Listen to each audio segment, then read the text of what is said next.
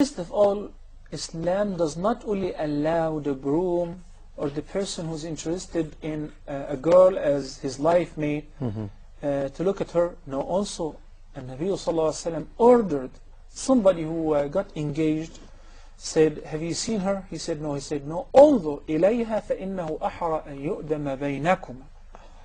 It is very important to look at her in order to really decide whether you like to have her as your wife or not. As she too has the right of looking at you, and examining you, and talking to you and asking you questions to figure out if you're going to be a good mate or not. So basically that could be done once, twice, and several times until you're satisfied in a very legal way, which is you only see the hands and the face. The face expresses the beauty of the entire body and the beauty of the individual. And it gives you a clear idea of the complexion of the skin of the person. So this is all what you need. Whether you do that at home or you do it whenever she has any opportunity of going out or visiting family members or friends or at school, whatever. But once you decided and you went to her father or her guardian and you asked for her hand, you proposed to him, and you were accepted, now you're engaged. Many people misunderstand the nature of this relationship. Engagement is nothing more than a promise. It's nothing like the one in the West, where you're engaged. No, we don't even want to talk about the one in the West. Engagement means wedding. Yeah. Believe it or not, I know a couple, one of them is a Muslim, that he's been living in with the woman for a year, then they decided to get engaged. And then after that they decided to get married. That doesn't make sense. Islam is very pure and modest religion, and it calls for chastity for the benefit of everyone, for the entire society, for the family, for the groom and for the bride.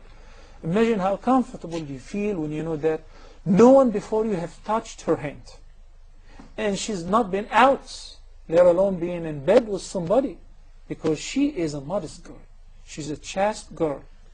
So once you're engaged, engagement means this is some sort of a promise that one day we'll get married.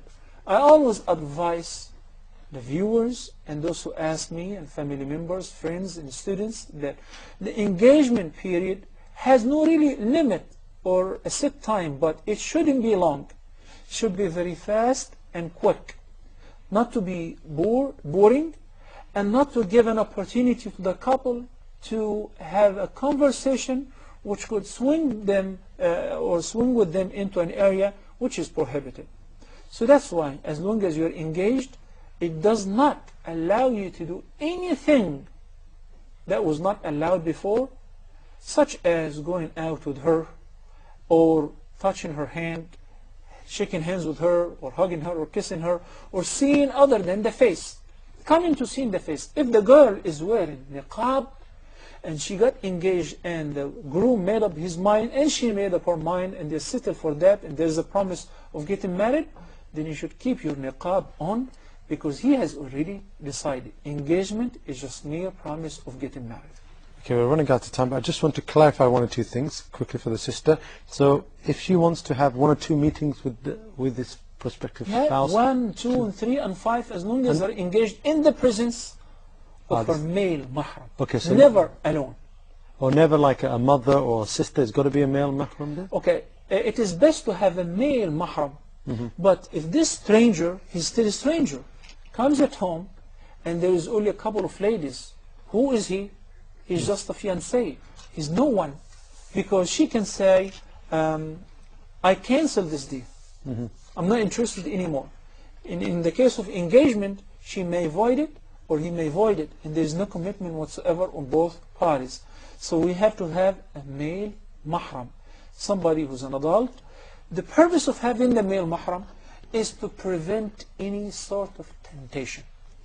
Imagine remember when you got engaged and you visited your in-law's house, as long as your father-in-law was sitting, of course you would not even think of saying anything that is outlaw. you'll be focused on asking questions which would really help you to formulate a decision. Jazakallah khair, Sheikh. You're